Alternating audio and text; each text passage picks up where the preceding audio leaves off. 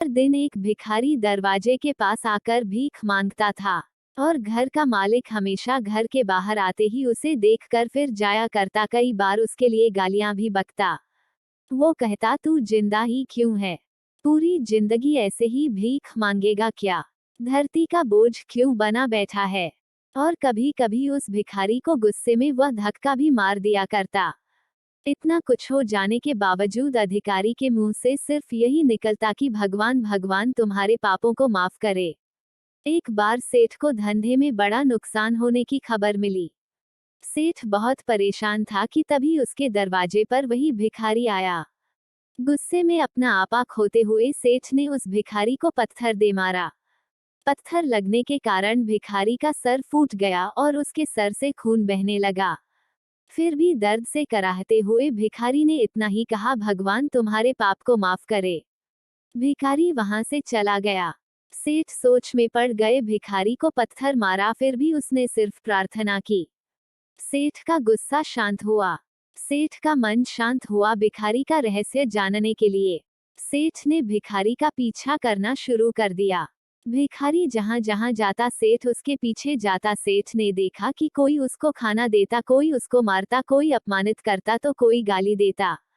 लोग भिखारी के साथ चाहे जैसा व्यवहार करते, लेकिन भिखारी सबके लिए एक ही प्रार्थना करता, भगवान तुम्हारे पाप माफ करें। अब रात होने को आई थी। भिखारी अपने घर जाने के लिए लौटा। वो अपने घर पहुंच गया, लेकिन सेठ अब भी उसका पीछा कर ही रहा था। एक पुरानी टूटी हुई खटिया पर एक बूढ़ी औरत लेटी हुई थी, काफी कमजोर और बीमार लग रही थी। वह भिखारी की पत्नी थी। अपने पति को वापस आता देख वह खाट से उठ खड़ी हुई। पत्नी ने अपने पति के भीख वाले कटोरे में देखा, उसमें सिर्फ आधी बासी रोटी थी। उसे देखकर वह बोली, आज बस इतना ही मिला। और हाँ, आपके सिर से खून निकल रहा है, ये चोट कैसे लगी? बूढ़ा भिखारी बोला, आज बस इतना ही मिला, किसी ने कुछ दिया ही नहीं। सब ने गालियां दी और एक नए पत्थर भी फेंकना, इसीलिए मेरा सर फट गया। एक गहरी ठंडी सांस लेकर बूढ़ा भिखारी फिर से बोला, यह मेरे ही पापों का फल है। तुम्हें याद है, कुछ सालों पहले हम कितने अमीर थे? क्या कुछ नहीं था हमारे पास? हमारे पास हर चीज जरूरत से ज्यादा थी, लेकिन हमने कभी दान नहीं किया। और उससे भी बुरा हमने उस अंधे भिखारी के साथ किया जो हमारे द्वार पर भीख मांगने आया करता था। बूढ़ी पत्नी की आंखों में आंसू आ गए। वह बोली, हाँ, हम उस बेचारे अंधे के साथ बहुत बुरा करते थे। उसका अपमान करते थे। उसे खाने के लिए रोटी की जगह कागज दिया करते।